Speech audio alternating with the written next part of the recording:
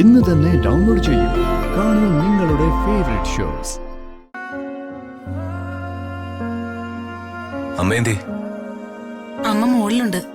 മുറി അടച്ച ഒരേ ഇരിപ്പാ. വിളിച്ചിട്ട് വാതിൽ പോലും തുറക്കുന്നില്ല. ഞാൻ വിളിക്കുന്നെന്ന് പറഞ്ഞാ മതി, ചിലപ്പോ തുറക്കും. ഒന്ന് വിളിക്കാവോ? ശരി.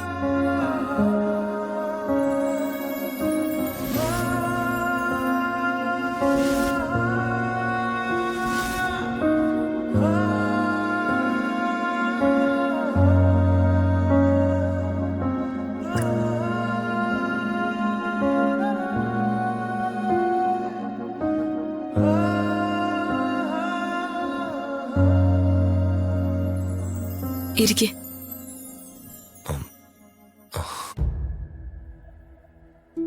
അമ്മേ, എന്ത് പറയണമെന്ന് എനിക്കറിയില്ല. എങ്ങനെ സമാധാനിപ്പിക്കണമെന്ന് അറിഞ്ഞൂടാ. അമ്മേനോട് ക്ഷമിക്കണം.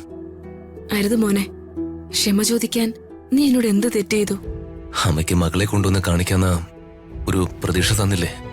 എനിക്കതിൽ പങ്കില്ലേ അമ്മേ? എന്റെ പ്രതീക്ഷകളും സ്വപ്നങ്ങളും ഒക്കെ പണ്ടേ തകർന്നു പോയതാ. ഇപ്പൊ എത്ര അടി കിട്ടിയാലും എന്റെ ശരീരവും മനസ്സും വേദനിക്കില്ല. യാതൊരു തെറ്റ് ചെയ്തില്ലെങ്കിൽ കൂടി എല്ലാം അനുഭവിക്കേണ്ടി വരുമെന്ന് ഒരു പാഠവും പഠിച്ചു. അമ്മയെ കാണാനുള്ള വലിയ ത്രില്ലിലായിരുന്നു ഹൃതികയും. ഞങ്ങൾ ഇങ്ങോട്ട് ഇറങ്ങാൻ തുടങ്ങിയതാ. അപ്പോഴാ പ്രതാപേട്ട അറിഞ്ഞതും പോകണ്ടാന്ന് പറഞ്ഞതും അല്ലേ? ഞങ്ങൾ ഇങ്ങോട്ട് വരുന്ന കാര്യം അതെങ്ങനെയാ ചോർന്നതാ? സംശയം എന്താ? ആ അംബിക തന്നെ.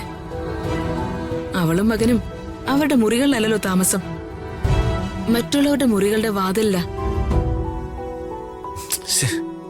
എന്തിനാ ഇത്രയും ശത്രുത?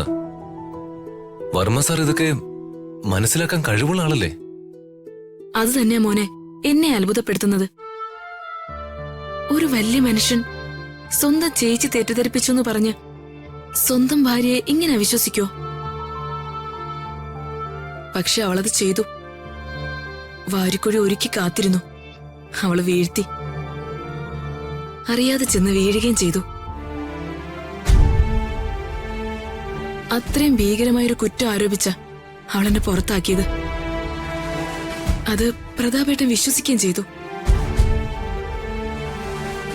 എന്റെ മകളോടൊപ്പം കുറെ നേരം ഇരിക്കണമെന്നും ഞാൻ ഉണ്ടാക്കിയ ഭക്ഷണം അവൾക്ക് കൊടുക്കണമെന്നും ആഗ്രഹിച്ചു. പക്ഷെ അതൊന്നും നടന്നില്ല. ഇനി ഈ ജന്മത്ത് അതൊന്നും നടക്കുമെന്ന് എനിക്ക് വിശ്വാസമില്ല. അമ്മ ഇങ്ങനെ വിഷമിക്കല്ലേ. വർമ്മ സാറിന്റെ തെറ്റിദ്ധാരണകളൊക്കെ മാറും. അതുവരെ അമ്മ ക്ഷമയോടെ കാത്തിരിക്കണം. കാത്തിരിക്കണം? ആരെ കാത്തിരിക്കാനാ? ഹൃതികയും കൊണ്ട് ഞാൻ ഒരിക്കൽ വരും. അമ്മ കാത്തിരുന്നോ. ഇതേ രാജു ആ പറയുന്ന.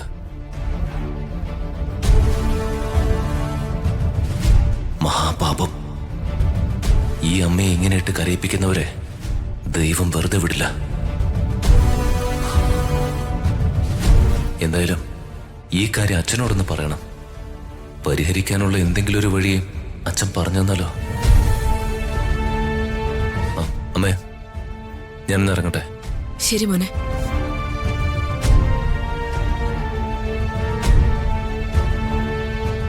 അകലെ